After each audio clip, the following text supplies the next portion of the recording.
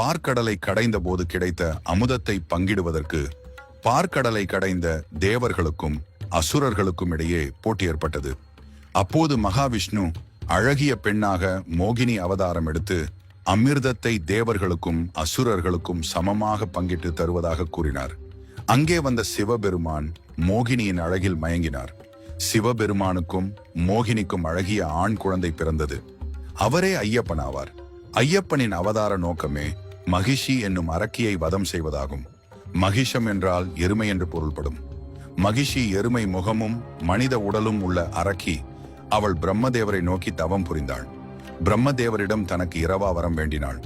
உலகில் பிறந்த உயிர்கள் என்றாவது ஒரு நாள் இறக்க வேண்டும், அதனால் வேறு வரம் கேட்குமாறு கூறினார். அதற்கு அவள் சிவனும் மகாவிஷ்ணுவும் சேர்ந்த சக்தியால் தனக்கு மரணம் நிகழ வேண்டும் என்ற வரத்தினை வேண்டினாள். மேலும் தனக்கு ஒப்பற்ற ஆற்றலை வழங்கும்படி வேண்டினாள். தான் பெற்ற ஒப்பற்ற ஆற்றலை பயன்படுத்தி உலக மக்களை துன்புறுத்தி வந்தாள். இந்நிலையில் சிவனும் மகாவிஷ்ணுவும் தங்களுக்கு பிறந்த குழந்தையின் கழுத்தின் கண்டத்தில் சிறிய மணி ஒன்றை கட்டி சபரிமலை காட்டின் நடுவில் விட்டுவிட்டு சென்றனர்.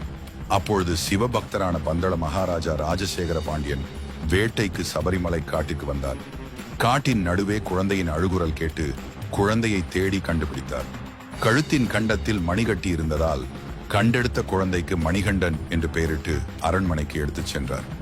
குழந்தை பேறு இல்லாத ராணி மணிகண்டனை தனக்கு கடவுள் கொடுத்த பரிசாக எண்ணி தன் மகனைப் போல வளர்த்து வந்தார்.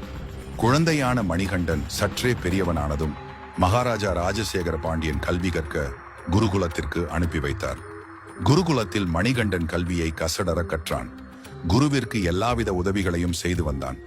குருவின் மகனான வாய் பேச முடியாத காது கேட்காத சிறுவனுக்கு வாய் பேசவும் காது கேட்கும் சக்தியையும் வழங்கினான். குருகுல கல்வியை முடித்தவுடன் அரண்மனை திரும்பிய மணிகண்டனுக்கு அரசன் இளவரசு பட்டம் சூட்ட எண்ணினான். அப்போது அரசனுக்கு ஒரு ஆண் குழந்தை பிறந்தது. எனினும் அரசனோ அரசியோ எந்தவித வேறுபாடும் மணிகண்டனிடம் காட்டவில்லை. மணிகண்டனும் தனது தம்பியிடம் அளவற்ற பாசம் கொண்டிருந்தான். இராசசேகர பாண்டியன் அரசவையில் இருந்த மந்திரி ஒருவனுக்கு மணிகண்டனுக்கு இளவரசு பட்டம் சூட்டுவது பிடிக்கவில்லை. இதை எப்படியாவது தடுத்துவிட எண்ணினான். அரசனிடம் மணிகண்டன் யார் என்று தெரியாது. காட்டிலிருந்து எடுக்கப்பட்ட குழந்தை, எனவே அரசனுக்கு பிறந்த குழந்தைக்கே இளவரசு பட்டம் சூட்ட வேண்டும் என்று வாதிட்டான். அந்த வாதத்தினை கேட்ட அரசன் கடும் கோபம் கொண்டு மணிகண்டன் தான் தனது மூத்த மகன் என்றும் அவனுக்கே இளவரசு பட்டம் சூட்ட வேண்டும் என்றும் கூறிவிட்டார். அதன்பின் மகாராணியிடம் சென்று மணிகண்டனுக்கு இளவரசு பட்டம் சூட்டக்கூடாது என்றும் ராணிக்கு பிறந்த குழந்தைக்கே இளவரசு பட்டம் சூட்ட வேண்டும் என்று கூறினான். முதலில் மகாராணி இதனை கேட்டு கோபப்பட்டாலும் மந்திரி ராணியின் மனதினை மாற்றினான். ராணி மனம் மாறி தன் மகனுக்கு எவ்வாறு இளவரசு பட்டம் சூட்டுவது என்று யோசிக்கையில் மந்திரி ராணியிடம் ராணிக்கு தீராத வயிற்று வலி என்றும் வலி தீர புலியின் பால் தேவை என்றும் புலியின் பாலை கொண்டு வர மணிகண்டனை அரசன் பணிக்க வேண்டும், அதற்கு வேண்டிய நடவடிக்கைகளை மந்திரி மேற்கொள்வதாக கூறினான். மந்திரி கூறிய யோசனைக்கு ராணியும் உடன்பட்டு தனக்கு தீராத வயிற்று வலி உள்ளதாக அரசனிடம் தெரிவித்தாள்.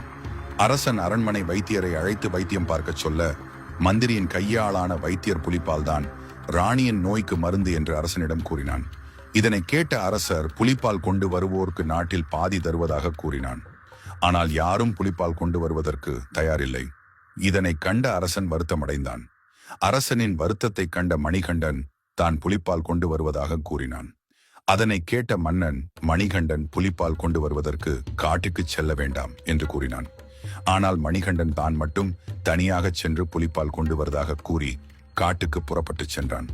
காட்டினுள் சென்ற மணிகண்டன் குடிசை ஒன்றினுள் தங்கினான்.